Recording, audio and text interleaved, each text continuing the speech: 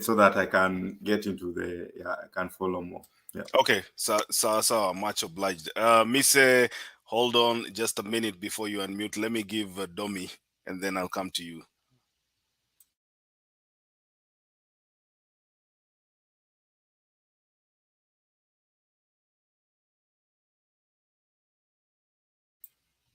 Domi. Okay. Let me say finish first. All right. Something I'm doing. Okay, it's fine. Mise, take it. I think Domi was very unfair. Was very fair today. Thank you, Domi, because been going around. I was just rebutting, but I wasn't given a chance. But I think in Tusi, you changed to Joseph Karaoke. Huh? So sorry, I changed the name. Yeah, Ndio same uweze monkey in kuisoma. different forest. Pole. So Tusi,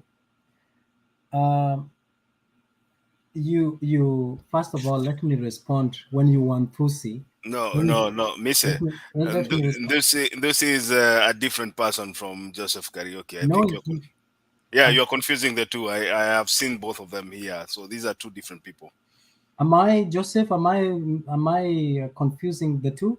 Yes, you're confusing the two. Okay, then I apologize. So let me say something that Intusi was saying about taxes. I think what I was saying is simple, and the people here have a way of picking facts and twisting them to fit them. I said very simple. Some people from UK told us that they were given free money by the UK government, and they expect the government of Kenya to give them that. I said, the people of UK don't even make that money. We, part of Canada, we send money to the UK. And so probably they get free money that they don't make. And that is why maybe the government is able to afford to give them. And I gave an example that even us who pay taxes and they go to the UK, we still were given money, and not everybody received the money during the COVID pandemic. So that is what I was trying to say. Now, in issues that Joshua, I heard you saying here, social assistance and all that. I think I'm not here to defend Ruto. My argument, I'm not here to defend even the government of UDA. I think my argument is, I think all of us should be talking about there is patronization of age. You were not there during. I am not an age mate of my forefathers, but that does not blind me from seeing or identifying the problems. Some people say here that we live abroad and we don't know the problems that are in Kenya. Well, the very same people who are saying they even live abroad themselves, when they are even telling others to go to the streets, they are comfortably from here, and not even their children will go to the streets to go and go to the processions and challenging. What my argument is, yes, there could be. I'm not denying because I was not there, and I do not work within the IBC or any other arm of our government. But I'm saying, yes, we have our own challenges. Even these challenges, we have seen them even in greater economies, that when it comes to elections, there always are challenges. We have seen that in every country. We've seen this in the UK. We have seen this in United States of America. Last Canadian election, we saw this kind of disputes. These election disputes and challenges are there. But I'm saying our immediate challenge or threat is the challenges that Kenyans are facing. We send a lot of money back Kenya. In fact, the diaspora remittance is a lot, and that is why even the government saw the benefit of forming the diaspora affair ministry, or not ministry, but department that will be challenging and looking into how they can better and how the diasporas can be understood and involved in the governance of Kenya. Now, Joshua, you were saying that you are trying to say that we cannot advise the government. Ruto is not. We don't have to advise Ruto directly. You know, there is something called, and this is why sometimes if we don't understand, it is important that we don't argue about it. There is something called, in any policy formulation, there is something called policy review. And under policy review, there is something called you critique the policy, the existing policy, the intention of that policy. Is it working as intended, or it's not working? If it's not working as intended, then what are the alternative ways that we can correct the policy to work for the benefit of the people? So for us, for us, this can be channeled not to Ruto, but it can be channeled through Kenya School of Public Administration. They have that opening there. If you pick up, if it's an healthcare policy, and you find that there is a way you can better it, that is okay. They are very open. Now, the other thing I want to say is that the ballot box is the best place to change leadership. Now, that happens in every August of after every 5 years. We are given that opportunity to change. And immediately preceding a certain period constitutionally, you are given to challenge the legitimacy of that election. If it fails, you still have the leeway of trying to challenge that, and that has been exhausted. Now, I've heard people talking about that Ruto should have done this, Ruto should have done that. Let me tell you, Makiadi, it is Makiadi, Stone PK, and many other people who live in the United States. It is only pretentious to say that within 3 months we can get impact of the new government. You know, you have been comparing Kibaki government and the Ruto administration.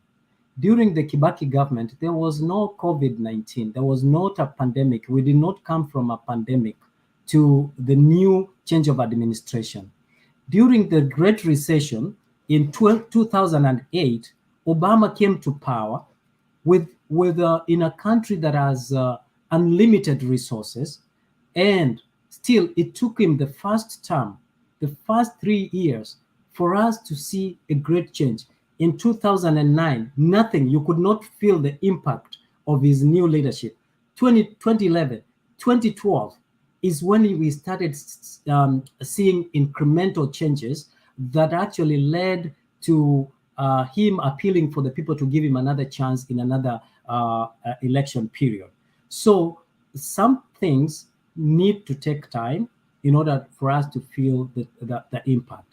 But that doesn't mean that the government must not prioritize in addressing the issues. The other day, I heard William Ruto saying that they reduced the cost of unga from 200 to 180, and they were projecting it to come down to 120 shillings in the next 6 months. I think those are baby steps towards addressing these issues. And then this issue of borrowing. That actually, Makiadi, you played a clip before. You played a clip where William Ruto talked about borrowing, how much they want to borrow instead of borrowing 900, I don't know if it's million or billion, to reducing it to 600,000 and eventually into diminishing. What we are saying is that while we are putting our house in order by making sure, and I like what the president is saying, everybody must pay taxes. You don't know these people who are in power, and I like what the president is saying. I hope that he implements it. The people who are evading taxes, evasion of taxes is not a crime only in Kenya. It's a worldwide crime. If you evade the taxes where you live, it is a crime. So if we can crack down all these people who are evading taxes, collect taxes from these people. I had someone saying it, haitafika hata 500 million. 500 million shillings makes a difference in an economy. If we can collect taxes from everyone, up to including, so that we don't have a few class of people paying taxes and having those who are making millions and billions not paying taxes. So if all of us can put to one basket and the money is used the way it's supposed to be used, I think Kenya will be a great country. But if we allow other people to evade taxes, then we are stealing from our own.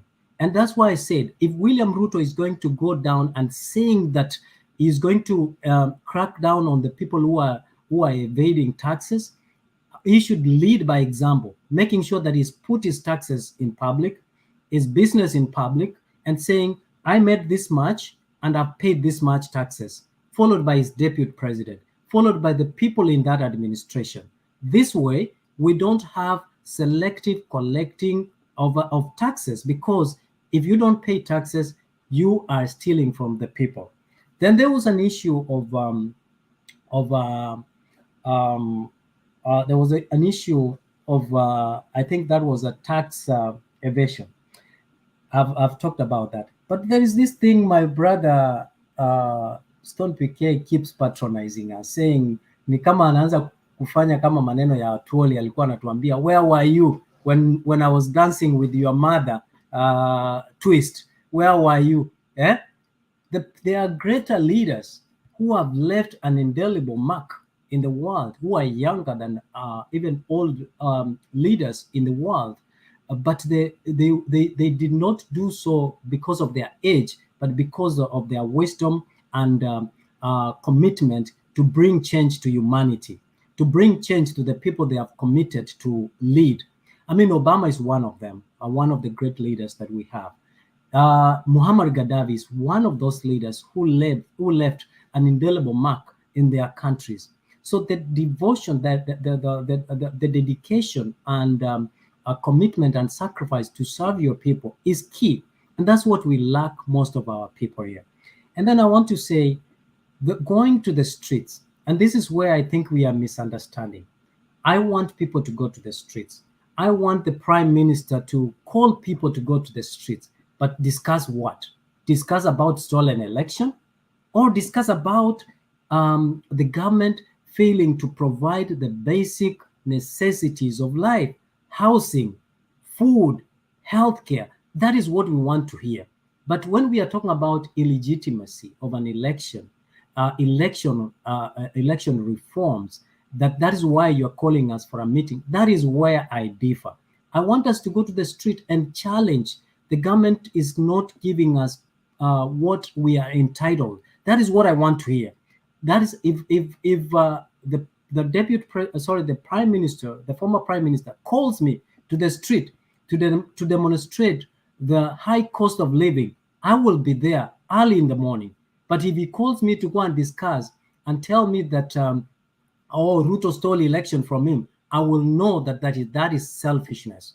When Kibaki took power, he highlighted the issues that the country was suffering from, and he embarked towards addressing the issues.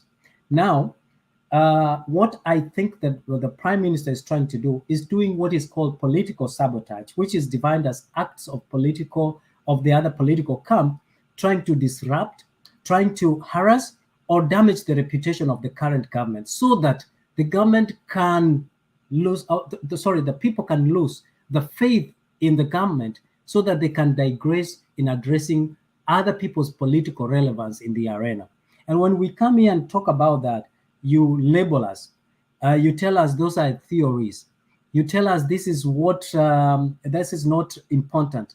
Then I think one key thing that we need to understand is that when wakati the tear gas inarushiwa watu pale, the Prime Minister will be evacuated by the security personnel yenye tunalipa taxes, lakini those who will remain behind to test the good test of a tear gas will be the very same taxpayers. And that's why we're saying, call us to the streets to address the urgent and the important. Election reforms are not important right now. The healthcare, food security, issues of housing, those are the immediate. Na public participation, nafikiri ulitukana watu wa slums pale, ulisema wanazaana kama mende. I think that was very harsh to say that, because the people who have lived, who live in the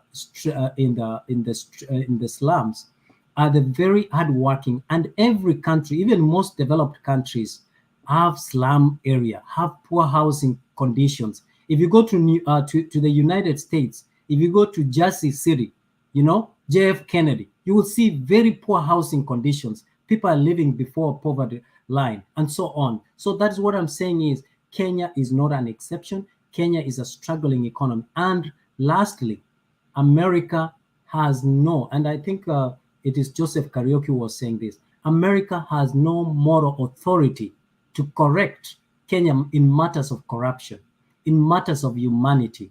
If there is a country that has failed in matters of humanity, in matters of corruption, in matters of justice, is America. So using America as a threshold of, or as a perfect example, pointing Africa or pointing the developing or countries of the West as in terms of corruption is actually misguiding. And lastly, when you talk about World Bank is not there to benefit African countries. You need to go back and read about globalization, the introduction of IMF, the introduction of World Bank, and why they were introduced. And you need to know how much, what is the percentage this government, developing countries or countries of the West are paying when they borrow from the West. What are the sanctions that are there? So Kenya can produce or can is able to produce or collect his own taxes, and that's what the president is trying to do. If we are able to pay our taxes, utilize them the way they are supposed to be utilized, I think we can go to greater heights. Forget about these Western countries. They are the greatest impediment of democracy. They have no moral authority to speak about human or good dignity of the people living. You don't know that there are people who live in these cold conditions. They live in houses. Go to North Dakota, go to South Dakota, and you'll see the indigenous people living in very poor housing conditions. You will see people who are in the streets. Someone talks about homeless people. Doesn't America see that? Right? So that is not the measure of accuracy in terms of democracy. Thank you. All right, Wakanda, you wanted to make a submission, but I'll not.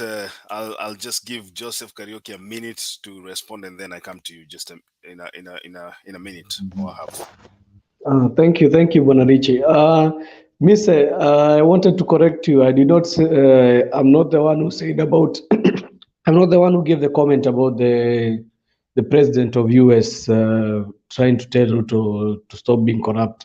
But I wanted to respond to you. You said about Ruto is passing through post-COVID-19 economic hard times. I just wanted you to remember that this is the same guy who was on Uhuru's head when Uhuru was trying to tell him that I am in this time, I'm in a hard time, there is war in Ukraine, and there is COVID that is ravaging us. Then Ruto was trying to tell him, no, you are not doing any work, your government is not doing anything. How do you expect you yourself, you're going to be redeemed from that? If you yourself, you are just beating the government that was there, how can you come and tell us that you are under post-COVID-19? Also, as we don't want to know if you are post-COVID-19 economic crisis, if the government which was there, you are not ready to support. The government that was trying to tell you, I know, and I was trying to tell people here, I told them that after this election, the person who will win the election, it will be very hard for him, because it was the time to recover our economy. We had passed through 3 years or 2 years of COVID-19. Then after the COVID-19, we started to settle down. The Russian president started war. So we were trying to navigate through these issues. There is the issues of oil, cooking oil, so many things. But Uhuru was trying to tell him, please, let's just lower down the tension of the politics and try to come together and work and think of ways we can be able to help in solving these issues. Now, do you expect that? I was not saying me myself. I give him I give him my own opinions, because also he cannot receive my own opinions. But the people who is supposed to be given opinions are the people like the likes of Raila and Uhuru. Do you think they can give him their own thinking now? When he was trying to dare their government, telling them there is no work they are doing, do you expect they are going also to reciprocate what he's trying now to tell them? He's like, now he's trying to tell us, okay, let's relax. We are under post-COVID-19. Let's try to make things work. If yourself, you are trying to make the past government not work, how will they help you in working the government also? Mise, it's not right. Okay, ngoja kwanza Domi nitakuja kwako. Unajua mimi nashangaa serikali ya William Ruto peke yake ndio inakumbuka inatoka kwa COVID-19. In other countries, economies have recovered. People have moved on with life. It is only the Kenya Kwanza government that wants to remind us that there was COVID-19 in 2020, 2021. And so we should give them time. What are the conditions that you wanted wananchi to give you when you are running for this office? Ni condition gani zenye ulikuwa unasema lazima ziweko ndio wewe utimize ahadi zenye ume promise wananchi? Hebu sikia hii.